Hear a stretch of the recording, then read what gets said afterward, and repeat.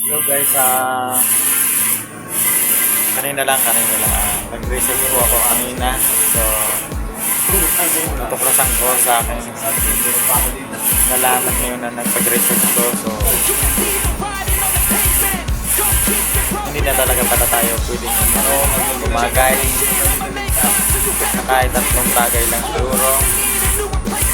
Dahil tayo ay hindi mo ranjing, hindi na tayo magyabang na kaya ba natin magtagay. So palimutan na natin alak. Sigurado na mas mabuti pang tumahimik lang tayo at mag-research na lang tayo para malaman natin yung tamang proseso magpa-cover. Bawal na talaga tayong magay.